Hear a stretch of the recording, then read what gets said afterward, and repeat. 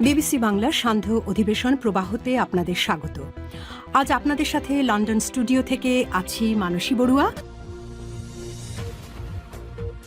বাংলাদেশের সর্বশেষ গুরুত্বপূর্ণ আপডেট সংবাদে আপনাকে স্বাগত। শুরুতেই সংবাদ শিরোনাম, পরে বিস্তারিত। প্রথমেই জানাবো আমাদের হাতে থাকা সর্বশেষ গুরুত্বপূর্ণ আপডেট, তাজা সংবাদ। জামাতে যোগ দিলেন শিবিরের সদ্য সাবেক সভাপতি জাহিদুল ইসলাম। জামাত ইসলামে যোগ দিয়েছেন বাংলাদেশ ইসলামী ছাত্র শিবিরের সদ্য সাবেক কেন্দ্রীয় সভাপতি জাহিদুল ইসলাম। আজ বাংলাদেশ জামাত ইসলামের বসুন্ধরার কার্যালয়ে গিয়ে দলটির আমির ড শফিকুর রহমানের উপস্থিতিতে জামাতে যুক্ত হতে সহযোগী সদস্য ফরম জমা দিয়েছেন তিনি। এরপর জানাবো, কুমিল্লা ৩ আসন থেকে মনোনয়নপত্র নিলেন উপদেষ্টা আসিফ মাহমুদ সজীব ভূঁইয়া। কুমিল্লা ৩ মুরাদনগর সংসদীয় আসন থেকে মনোনয়নপত্র গ্রহণ করেছেন সাবেক উপদেষ্টা আসিফ মাহমুদ সজীব ভূঁইয়া। আজ দুপুরে মনোনয়নপত্র গ্রহণের বিষয়টি নিশ্চিত করেছে এনসিপির মুরাদনগর উপজেলা প্রধান সমন্বয়কারী মিনহাজুল হক। এদিকে তারেক রহমানকে চীন সফরের আমন্ত্রণ। বাংলাদেশ জাতীয়তাবাদী দল বিএনপির ভারপ্রাপ্ত চেয়ারম্যান তারেক রহমানকে চীন সফরের আমন্ত্রণ জানানো হয়েছে। গত ২২ জুন চীনা কমিউনিস্ট পার্টির সিপিবির আমন্ত্রণে বিএনপির মহাসচিব মির্জা ফখরুল ইসলাম আলমগীরের নেতৃত্বে উচ্চ পর্যায়ের প্রতিনিধি দল চীন সফর করে প্রতিনিধি দলটি বেইজিং গ্রেট হলে সিপিসির নেতৃত্বের সঙ্গে আনুষ্ঠানিক বৈঠক করেন। সেখান থেকেই তারেক রহমানকে আমন্ত্রণ জানানো হয়েছে। এবারে জানাবো, অন্তর্বর্তীকালীন সরকার কোনো দলের পক্ষে নয় বললেন পররাষ্ট্র উপদেষ্টা। অন্তর্বর্তীকালীন সরকার কোনো একক দলের পক্ষে নয় বলে মন্তব্য করেছেন পররাষ্ট্র উপদেষ্টা তৌহিদ হোসেন। অন্তর্বর্তীকালীন সরকার কোনো দলের পক্ষে নয়, এটা আমি স্পষ্টভাবে বলে দিচ্ছি। আজ ভোলার সরকারি বালক স্কুল মাঠে ভোটের গাড়ি ক্যারাভ্যান উদ্বোধন অনুষ্ঠানে তিনি এসব কথা বলেন। এবং সর্বশেষ জানাবো, ভারতীয় প্রক্সি গোষ্ঠীর আরও ২ ঘাঁটিতে পাকিস্তানের অভিযান, নিহত ১১।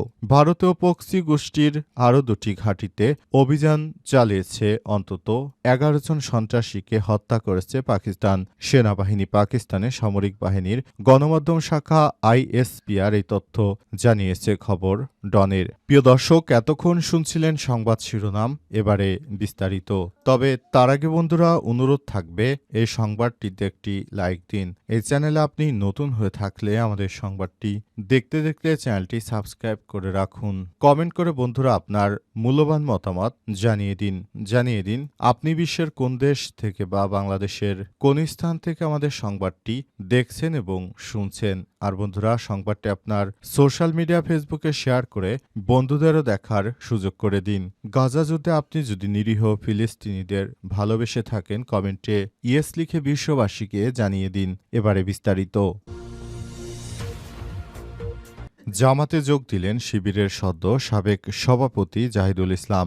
জামাতে যোগ দিয়েছেন বাংলাদেশ ইসলামী ছাত্র শিবিরের সদ্য সাবেক কেন্দ্রীয় সভাপতি জাহিদুল ইসলাম। শনিবার ২৭ ডিসেম্বর বাংলাদেশ জামাত ইসলামের বসুন্ধরার কার্যালয়ে তিনি দলটির আমির ড শফিকুর রহমানের উপস্থিতিতে জামাতে যুক্ত হয়ে সহযোগী সদস্য ফরম পূরণ করেছেন। ২০২৫ সালে বাংলাদেশ ইসলামী ছাত্র শিবিরের কেন্দ্রীয় সভাপতি ছিলেন জাহিদুল ইসলাম। এর আগে ছাত্র শিবিরের প্রকাশনা সম্পাদকের দায়িত্বে ছিলেন জগন্নাথ বিশ্ববিদ্যালয় জবি ইংরেজি বিভাগের শিক্ষার্থী জাহিদুল ইসলাম। তার গ্রামের বাড়ি কুমিল্লা জেলায়। উল্লেখ্য, শুক্রবার ২৬ ডিসেম্বর বাংলাদেশ জামাত ইসলামের ছাত্র সংগঠন ইসলামী ছাত্র শিবিরের নতুন কেন্দ্রীয় কমিটি গঠিত হয়েছে। ২০২৬ সালের জন্য নবগঠিত এই কমিটিতে সভাপতি নির্বাচিত হয়েছেন নুরুল ইসলাম সাদ্দাম। এছাড়াও সেক্রেটারি হয়েছেন জেনারেল সিবকাতুল্লাহ। এই ঘটনার পরই সভাপতির পদ থেকে পদত্যাগ করেছেন জাহিদুল ইসলাম। এরপর তিনি ছাত্র সংগঠন থেকে পদত্যাগ করে নতুন করে তিনি জামাত ইসলামের মেন যে দল, সেই দলে তিনি যোগদান করলেন। এই যোগদান বাংলাদেশের ইতিহাসে স্মরণীয় হয়ে থাকবে, কারণ তিনি দেশের জন্য অনেক গুরুত্বপূর্ণ ভূমিকা রাখতে চলেছেন এবং তিনি বাংলাদেশটাকে অনেক ভালো অবস্থানে জামাত ইসলামের দলের সঙ্গে যুক্ত হয়ে বাংলাদেশটাকে একটা ভালো অবস্থানে নিয়ে যাওয়ার জন্য কাজ করছেন। তিনি হচ্ছেন জাহিদুল ইসলাম। কুমিল্লা ৩ আসন থেকে মনোনয়নপত্র নিলেন আসিফ মাহমুদ সজীব ভূঁইয়া। কুমিল্লা ৩ মুরাদনগর সংসদীয় আসন থেকে মনোনয়নপত্র গ্রহণ করেছেন সাবেক উপদেষ্টা আসিফ মাহমুদ সজীব ভূঁইয়া। আজ মনোনয়নপত্র গ্রহণের বিষয়টি নিশ্চিত করেছেন এনসিপির মুরাদনগর উপজেলার প্রধান সমন্বয়কারী মিনহাজুল হক। এনসিপি নেতা মিনহাজুল হক বলেছেন, আসিফ মাহমুদ আমাদের কাছে তার জাতীয় পরিচয়পত্র পাঠিয়েছে, সেই অনুযায়ী জেলা প্রশাসন ও রিটার্নিং কর্মকর্তার কার্যালয় থেকে মনোনয়নপত্র সংগ্রহ করা হয়েছে। আমরা আশাবাদী আসিফ মাহমুদ মুরাদনগর থেকে নির্বাচন করবেন। রিটার্নিং অফিসারের মনোনয়নপত্রের ব্যারিস্টার আসিফ মাহমুদের বর্তমান ঠিকানা হিসেবে ঢাকা দক্ষিণ city corporation new market college area, স্থায়ী ঠিকানা হিসেবে মুরাদনগর উপজেলার আকবপুর উল্লেখ করা হয়েছে। গত 10 ডিসেম্বর উপদেষ্টার পদ থেকে পদত্যাগ করে ঢাকা 10 আসন থেকে নির্বাচনে ঘোষণা দেন উপদেষ্টা আসিফ মাহমুদ সজীব ভূঁইয়া। আসনে তিনি ভোটারও হয়েছেন, প্রচারণা চালাচ্ছেন। তবে মুরাদনগরে নির্বাচনে অংশ নেওয়ার বিষয়ে তার বক্তব্য জানা যায়নি। এখন পর্যন্ত শিওর হওয়া যায়নি তিনি কোন আসন থেকে মনোনয়ন নিয়ে নির্বাচন করতে চলেছেন। পুরো বিষয়টি এখনো আমাদের অজানা এবং এই বিষয়টি জানার জন্য সবাই চেষ্টা করছে।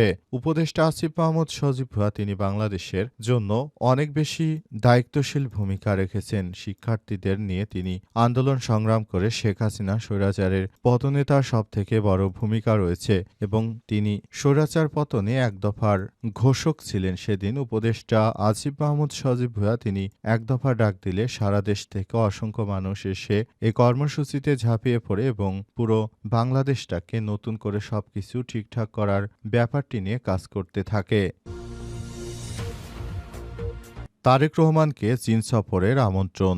বাংলাদেশ জাতীয়তাবাদী দল বিএনপির ভারপ্রাপ্ত চেয়ারম্যান তারেক রহমানকে চীন সফরের আমন্ত্রণ জানানো হয়েছে। গত 22 জুন চীনা কমিউনিস্ট পার্টি সিপিসির আমন্ত্রণে বিএনপির মহাসচিব মির্জা ফখরুল ইসলাম আলমগীরের নেতৃত্বে উচ্চ পর্যায়ের প্রতিনিধি দল চীন সফর করেছে। প্রতিনিধি দলটি বেইজিং গ্রেট হলে সিপিসির নেতৃত্বের সঙ্গে আনুষ্ঠানিক বৈঠক করেছে। চীনের পররাষ্ট্র বিষয়ক উপমন্ত্রী ওয়েং ডং, সিপিসির আন্তর্জাতিক বিভাগের মন্ত্রী লিউ জিয়ানচাও এবং ন্যাশনাল পিপলস কংগ্রেস স্টাডির ভাইস চেয়ারম্যান লি ঝাংয়ের সঙ্গে বৈঠক করেছেন বিএনপির মহাসচিব। সে সময় তারেক রহমানকে চীন সফরের জন্য সিপিসির পক্ষ থেকে আমন্ত্রণ জানানো হয়েছে। চীন সফরে যাওয়া বিএনপির প্রতিনিধি দলের সদস্যরা তারেক রহমানের ভবিষ্যৎ কূটনৈতিক অর্থনীতি এবং নতুন করে বাংলাদেশের নেতৃত্ব দেওয়ার ক্ষেত্রে তারেক রহমানের আরও অনেক বেশি অভিজ্ঞতার প্রয়োজন, সেজন্য তাকে চীন সফরে যাওয়ার জন্য আমন্ত্রণ জানানো হয়েছে। চীন সফরে গিয়ে মূলত তিনি নতুন করে কূটনৈতিক কৌশল, বিভিন্ন বিষয়াদি এবং ভারতের সঙ্গে বাংলাদেশ কিভাবে সবকিছু হ্যান্ডেল করবে সেসব বিষয় নিয়ে কাজ করা হবে। দেশের প্রতিটি জায়গায় জায়গায় এখন মানুষ বিএনপিকে ভোট দেবে এবং সে অনুযায়ী সবাই কাজ করবে এমনটা মনে করা হচ্ছে। তবে বাস্তবে কোন দিকে কোনটি হয় সেসব বিষয় নিয়ে এখনো নিশ্চিত হওয়া যায়নি। এসব বিষয় নিয়ে কাজ করা হবে, এজন্য সবাইকে আরও বেশি দায়িত্বশীল ভূমিকা পালন করতে হবে। অন্তর্বর্তীকালীন সরকার কোনো দলের পক্ষ নয়, বললেন পররাষ্ট্র উপদেষ্টা। অন্তর্বর্তীকালীন সরকারের প্রধান উপদেষ্টা প্রফেসর ড. মোহাম্মদ ইউনূসের সরকার কোনো দলের পক্ষে নয়। তিনি এককভাবে তিনি বাংলাদেশকে রিপ্রেজেন্ট করেছেন। বিশ্বের এমন কোনো রাষ্ট্র নেই যেখানে অন্তর্বর্তীকালীন সরকারের প্রধান উপদেষ্টা সফলভাবে কোনো কিছু করেননি। তিনি বাংলাদেশের প্রতিটি জায়গায় জায়গায় সবাইকে নিয়ে কাজ করেছেন। তিনি বাংলাদেশের যে নেতৃত্ব রয়েছে এসব নেতৃত্বকে কোনোভাবেই সমর্থন দিতে পারেন না। তিনি এককভাবে কোনো প্রার্থী বা দলকে সমর্থন করেন না। তিনি আপামর দেশের জনগণের জন্য কাজ করছেন। অন্তর্বর্তীকালীন সরকারের প্রধান উপদেষ্টা প্রফেসর ড.